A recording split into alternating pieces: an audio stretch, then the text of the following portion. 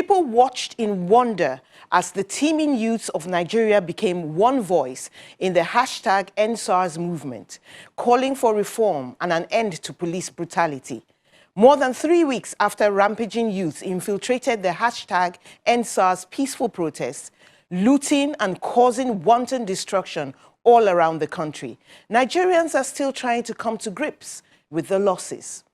These activities, which took place in October, have brought to the fore underlying frustrations of the youths and youth non-engagement. With this in mind, as one of the first steps to national recovery, the government is consulting in the different regions of the country and engaging the help of traditional rulers and other influential bodies in peace-building measures. That's the focus of Special Report this week, as well as activities which #EndSARS activists see as harassment of some of their members. Welcome. I am Mary Alale Yusuf.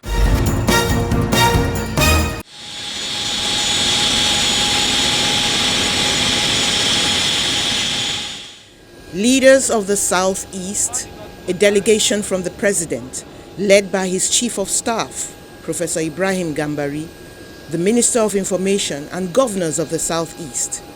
The Inspector General of Police is among them aboard the Nigerian Air Force plane.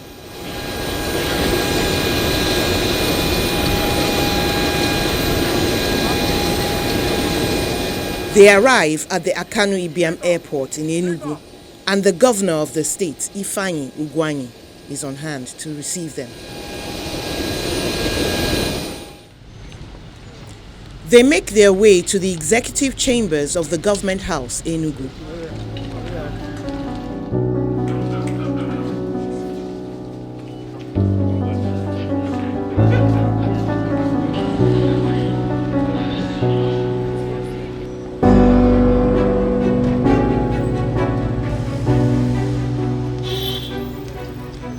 The items on the agenda are peace and development in the region. The Chief of Staff to the President sets the tone. This engagement is not only necessary but vital for the federal government to better understand and most critically hear directly from the people what their worries and concerns are as citizens of our great nation. My remarks at this event are meant to simply lay the groundwork for our interaction, which I would like to be open and frank. And so the suggestions and demands begin to roll in. The federal government should support the Southeast Development Commission with the sole responsibility of bringing our solid situation on infrastructure up to date and make moves to create at least 2 states in the Southeast. To arrest the restiveness of our youths, to give the Igbos a reassured sense of belonging to the country, and to promote national unity. We demand immediate address of insecurity occasioned by the herdsmen. The increasing security challenge and pervasive violence against women and girls, including rural women farmers who have been wantonly raped and physically abused by AK-47 wielding herdsmen. The meeting cannot be complete without youth representation. We hereby demand creation of jobs for the teeming youths, and they are talented and willing to contribute to nation building. Regrettably, many youths from the local government level to the federal government level are not gainfully employed. We also demand for specific programs that will develop and empower the youths both in different youth wings and universities like a youth rehabilitation center. It's no different from any other meeting of its kind in the region until the Inspector General of Police starts to refer to the most recent happenings in the country, when hoodlums infiltrated the peaceful #EndSARS protests, unleashing mayhem on the society. His appeal is to the traditional rulers. The traditional institution has a significant role to play in this regard. I start speaking in unison to condemn the violence and targeted attacks on police and other security agencies by the EndSARS agitators. As the custodian of our custodians of our traditional and communal values, I urge your royal fathers to draw on your communal reverence and social control instrument in engendering a moral rebirth and in instilling a sense of patriotism on our youth. This is vital in restoring trust between the police and citizens, as this is the only credible pathways towards guaranteeing the requisite trust and partnership needed to engender communal safety and national security.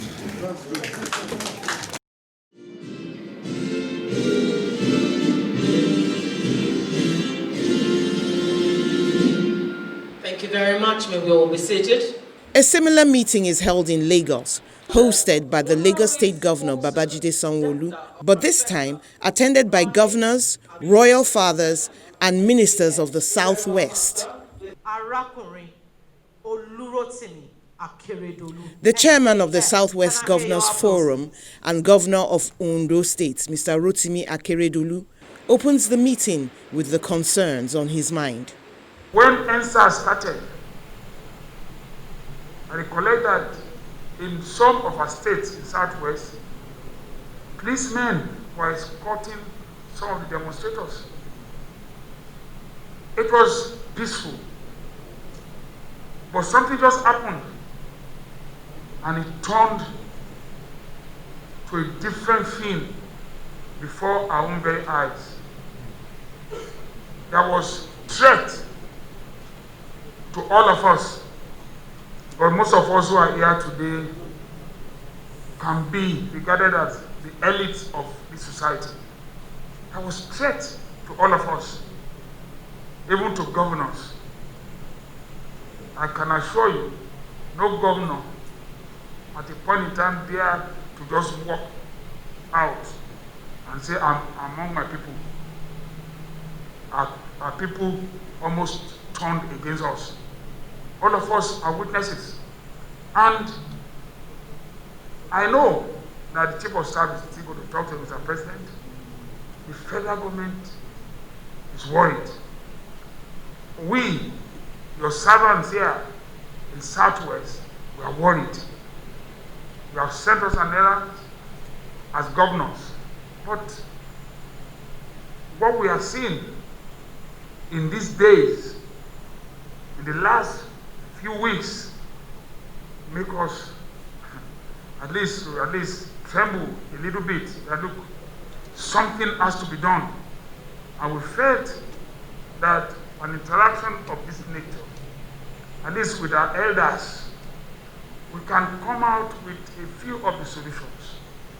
It is not that we can be here and be sure that we get all the solutions. It's not possible. We are still going to go back to our respective states in which we are going to meet with the elders, with the others, the youth, the market women, the NGO, the civil rights bodies. We are still going to go back.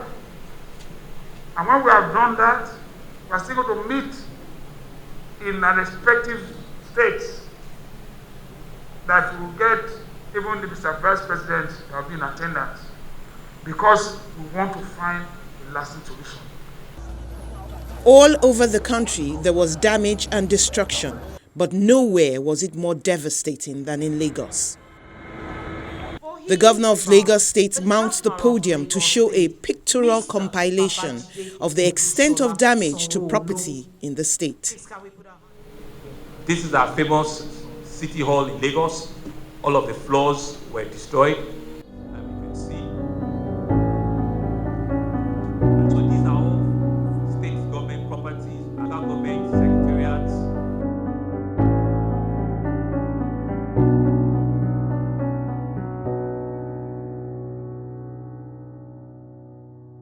The Chief of Staff once again addresses his audience, especially the traditional rulers, whom he says have a special role to play in the coming days.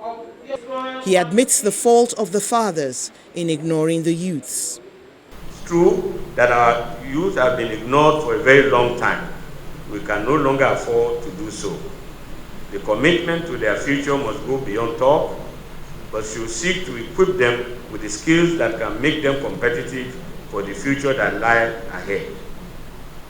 The purpose of this engagement is really to exchange frank views and opinions on what the federal government has been and the state governments have done and what more needs to be done in order to assure the future of our youths and maximize their contribution to state building. The traditional rulers believe that if the gap between them and the government structure is closed, they could help foster and maintain peace in the society. They've been very far from us, and that's the truth. They only come to us whenever they want to. Every 4 years, that's when they remember us. But if we can close that gap, we know the good, the bad, and the ugly in our various domains. We know them. We will support you. We are not competing with you. We want to work with you. Who are we to compete with you? We are just natural, traditional rulers. But we are underutilized. Let us all work together and work as a formidable team to make our dear country and Southwest as a whole to be a better place. The fallout of the #EndSARS protests has, in the opinion of these leaders, thrown up some ugly realities. In Abuja, a meeting among the 19 northern governors, leaders of northern origin, traditional rulers, and the presidential delegate results in conclusions and resolutions to deal with what they believe the realities are. The ball is now in our court as leaders from the north to ensure that we engage our youth for productive and positive developments. We should be looking for ways and means of empowering them, giving them the right environment to have jobs, to participate in entrepreneurial developments, something that will keep them busy and have hope and genuine aspirations realized and actualized. So we are going to continue with this kind of engagements and interactions. And of course, already some committees have been formed, particularly to engage with youth, and this will be very pretty soon. I'm not speaking as a spokesperson of this meeting, but as someone who participated, and I believe that in the National Assembly too, we have our own roles to play to ensure that the entire country continues to have some peace, that we are able to work with the executive arm of government to bring sanity to our lives, to bring aspirations and hopes to the people, especially the youth of this country, that the various government empowerment programs and entrepreneurial development agencies engage our youth productively and help them to realize their ambition. We've also taken a position to continue to engage our youths, not to be used by those that have an agenda different from their innocent drive to make Nigeria better. We believe that they had the best of intentions, but there are people that are using their own intention for their own evil anti-democratic agenda. We've discussed the need for closer collaboration between the Nigerian police and the governors to enhance community policing as a first step. State police is a big subject that requires constitutional amendment, but at least we've agreed on community policing, which is the first step. It is the community police that will one day transmit into state police when the constitution is amended. We believe that what is needed now is to restore confidence back into Nigerian police, give them more resources, give them more training and equipment so that they do their job better in accordance with the best human rights standards. A common thread has run through all these meetings.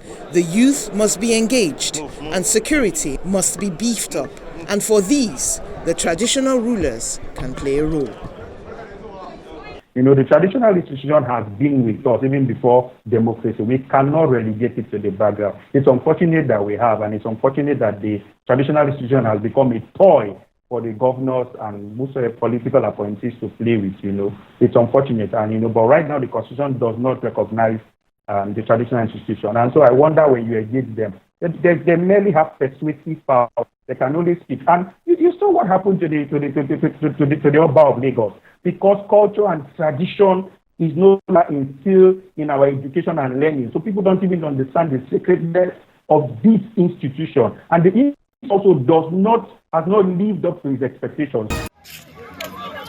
Right after the hijack of the peaceful #EndSARS protests, residents complained of a palpable absence of police presence on the roads. Anambra is one of the states that suffered devastation when the #EndSARS protests were hijacked by others with another agenda.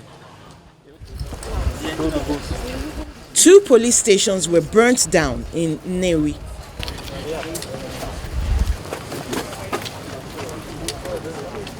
In spite of the loss of police stations and threats to lives, the police are back on the streets to maintain law and order as in former times. Traders and market women are happy about this development. The previous time we do stay here till 10, 9, but now 6:30, 6 o'clock, all of us will have gone because of what boys are doing here.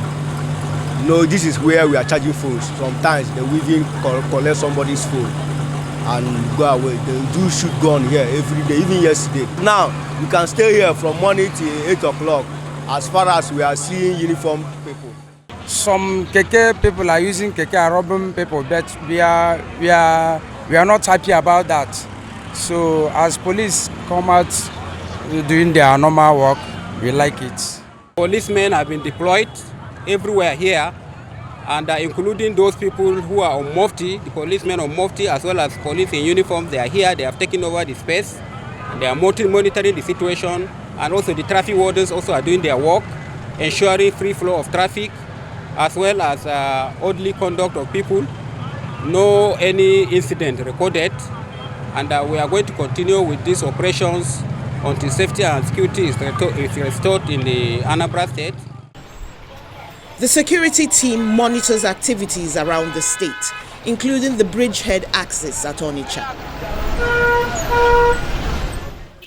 One additional recommendation from the meetings, as explained by the chairman of the Northern Governors Forum, is causing raised eyebrows and generating some controversy.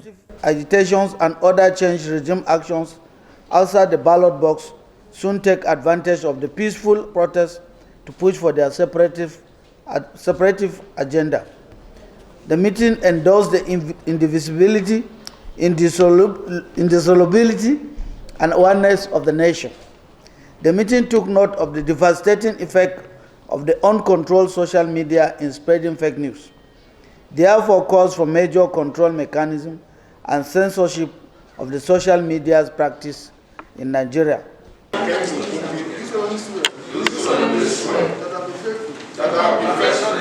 So far, some of the interventions in response to the #EndSARS peaceful protests all around the country are the scrapping of the Special Anti-Robbery Squad and the setting up of judicial panels of inquiry to look into cases of human rights abuses and police brutality, with the aim of bringing perpetrators to book and getting justice for victims.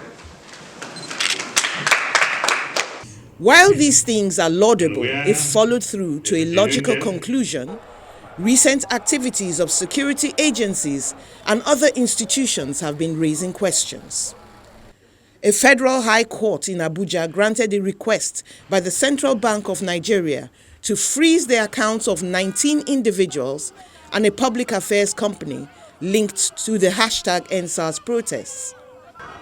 By this order, the accounts are frozen for a period of 90 days until January 2021. Following the order, several members of the Lagos State Judicial Panel of Inquiry boycotted sittings over the treatment meted out to some of the youth protesters by the government. In their absence, we are handicapped. We cannot take any proceedings. I totally agree. Until all proceedings stand adjourned until the... Thank you very much.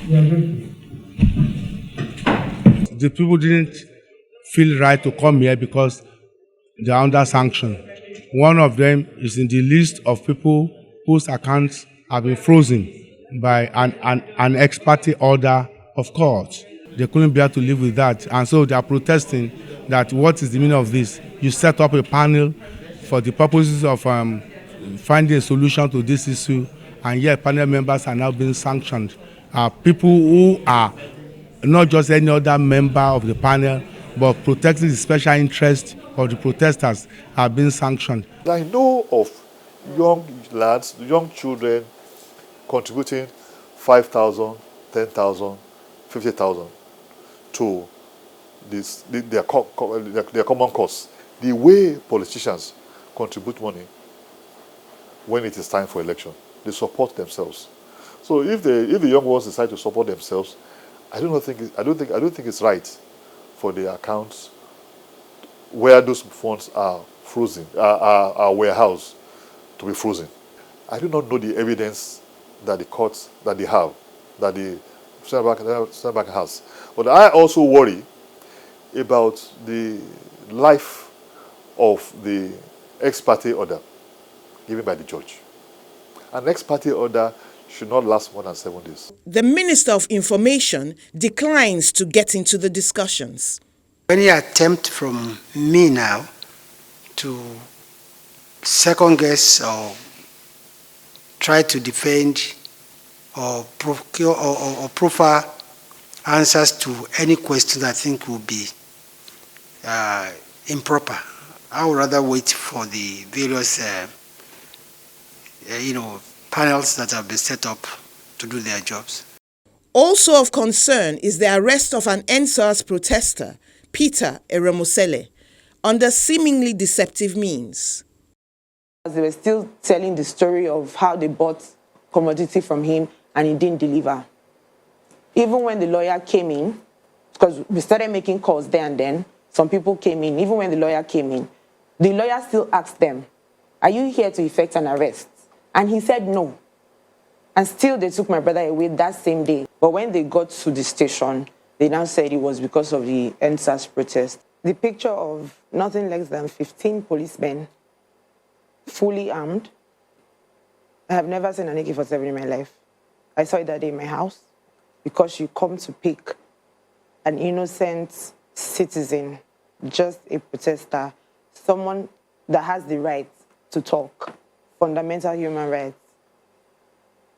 Nothing less than 15 policemen.